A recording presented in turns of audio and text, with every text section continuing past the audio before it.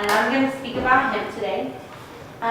In 1919, marijuana was a legal drug, as well as alcohol was being banned. Alcohol was illegal until 1933. The only reason the government imposed for alcohol to be legal again was for tax purposes. So they were like, let's make alcohol legal and make marijuana illegal just for tax purposes. According to the World Press News, during this period, the U.S. was under a dry county, meaning that alcohol could not be sold except in small quantities for medical purposes prescribed for a doctor, or that was for alcohol. That's kind of the same concept that's going on in the United States right now with marijuana and hemp. This is kind of contradicting because marijuana has been proven to actually reduce health problems, whereas alcohol's always been related to like gangs and accidents, and people can actually overdose on it, whereas with the marijuana plant you can't overdose on it. Marijuana can actually cure diseases. It can actually make things like rope and all kinds of things. The only thing that people look down on, and farmers have looked down on in the past, is the fact that people abuse the drug. To me, it's no different than alcohol. It's actually better for you, like I said. The part of the plant that has been used in products for over 3,000 years is the CBD product. CBD stands for cannabinoid oil. CBD is the part of the marijuana that doesn't get you high. It is the healthiest, especially for those with pre-existing mental disorders. So it can actually, instead of causing mental disorders like alcohol, it can help with it. CBD is a legal and beneficial part of marijuana that can be used to increase revenue in the United States, as well as decrease disease, and also be used in about 50,000 resources. So there's, like I said, there's about 50,000 commercial uses in the that we can use in the United States right now. It's a resource that could go on beyond most resources. It could be used more than a tree. The alternative for scarce, expensive resources. I believe that the marijuana plant can bring back agriculture in the United States, as well as the Industrial Revolution again.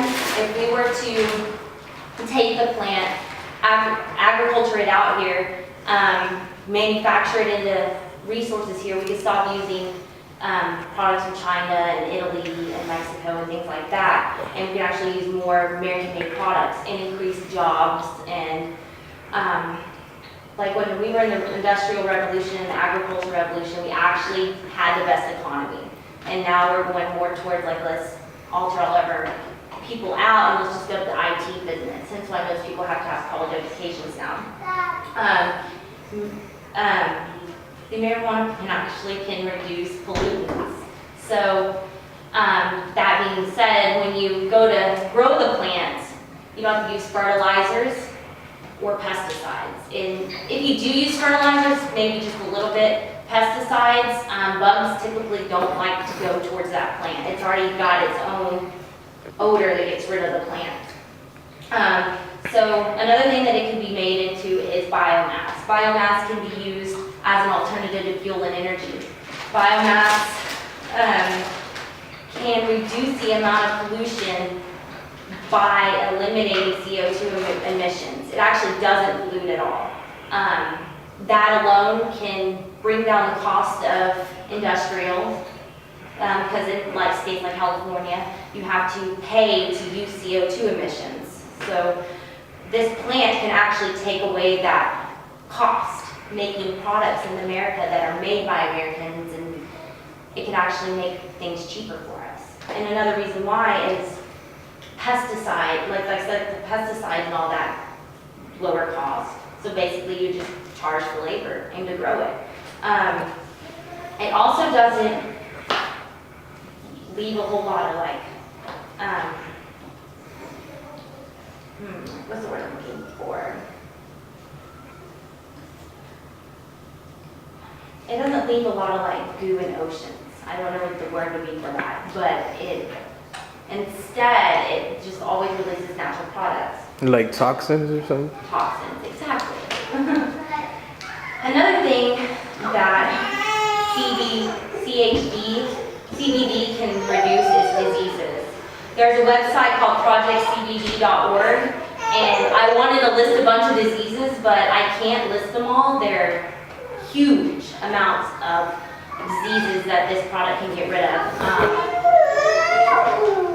It can actually reduce anxiety, so all these depression medications that people use that actually cause more side effects than it's worth, it can get rid of that. And it actually can reduce your anxiety before speeches, believe it or not, but I didn't do it before I came here. If you were to go on projectcbd.com, you can actually look up a symptom, Alzheimer's, all these different diseases. I mean, there's like a list alphabetically ordered of what it can do to treat it.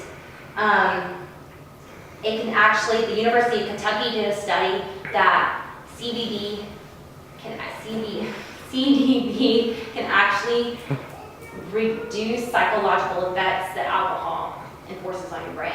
So a lot of potheads or stoners, whatever you want to call them, they'll smoke marijuana because they want to get rid of a hangover. It works, and University of Kentucky has backed up that study to show that it's actually the CBD in the plant that reduces the effects that alcohol does on your brain. So it basically, people with chronic alcoholism would benefit from that plant. So most hangovers can be reduced by that. Oh, well, how much time I have. It can help social anxiety, which I would feel like would be beneficial for me. It can also reduce depressions. And a clinical study found in Germany found CBD to be effective in treating schizophrenia as any antipsychotic. So actually the average, I know a couple of schizophrenic people in my hometown. I'm from a very small town, and the medications that these kids are taking is actually making them worse off in the long run because it's causing more problems for these kids because the medications are hardcore that they have to take for schizophrenia to obtain themselves. Scientists in California said that CBD turns off a gene that causes cancer cells to metastasize or spread. So CBD can also cause cancer not to spread. A lot of people believe it can cure cancer, but that's not scientifically proven yet. But just the fact that it can decrease it spreading, and it can also get rid of your symptoms. They use it to treat the symptoms of cancer, and that's why a lot of cancer patients can smoke legally in the United States.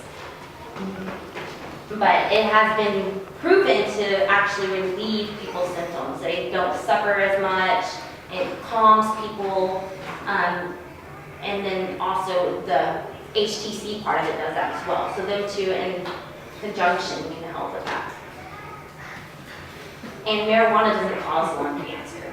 So a lot of people think, oh, you can smoke, it's just like cigarettes, inhaling smoke, it doesn't cause lung cancer. There are many studies to be proven on that hypothesis that it does not cause it. You have a bigger chance of getting cancer from smoking marijuana. You get a bigger chance from actually being around smokers 24/7. Into the resources, hemp can be replaced, like I said, it can replace 50,000 products. For example, household hemp shampoo and conditioner. I use that in my hair. I fried it when I dyed it blonde and all these different colors, and it was so bad. I tried every expensive product on the market. I mean, I went to Sephora and all these places and spent hundreds of dollars, and then I ended up going to Bed Bath & Beyond or somewhere and got hemp shampoo for like $10, and my hair is amazing, and I will never use any other kind of shampoo. It doesn't smell the best, but it literally, my hair is like 10 times better, and I've already had like 5 people using it. And we also use hemp cooking oil in my household. Instead of using traditional canola oil or vegetable oil, we use the hemp oil in our food. The only thing is you can't fry chicken in it because it releases too many toxins when it's cooking at a high temperature, but you can use it as for baking and things like that. And the hemp oil actually helps all those medical things. If you just had a little bit of hemp oil or seeds a day, you can actually reduce all those diseases that we talked about. So that's why I use hemp oil in my house. Another product that I use besides hemp oil is we use the seeds. You can go to Whole Foods and get a big bucket only for like $3, and we put the seeds in almost every food that you can kind of get, I mean, they kind of taste like, kind of like sunflower seeds, but they're not, they're hollow. So you can't even taste them in your food and they just help your health.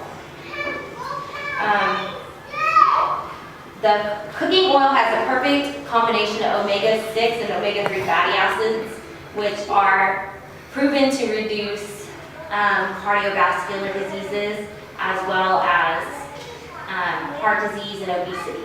So they're the good fats that people want. And there's also another chemical in there that isn't found in normal cooking oils that release vitamin E and vitamin C's and things like that. But like I also use hemp lotion at my house. It has vitamin E and C in it, so it has natural vitamins in it that weren't extracted from something and put into the lotion. It's actually in the hemp that's in the lotion. They don't stick an orange in lotion, so they're natural additives. They're already in the product. The potential for hemp paper is enormous. Hemp, according to the U.S. agriculture, 1 acre of hemp can produce 4 times more paper than an acre of trees. That to me is like the biggest reason why the United States should legalize the growth of hemp. Because an acre of hemp, like, I mean, I could get an acre, no problem. I mean, land is so cheap. So to grow a tree on average takes about 50 years. To grow a marijuana plant on average takes about 4 months. So every 4 months, you could be producing 4 times as much paper as a tree and reducing the amount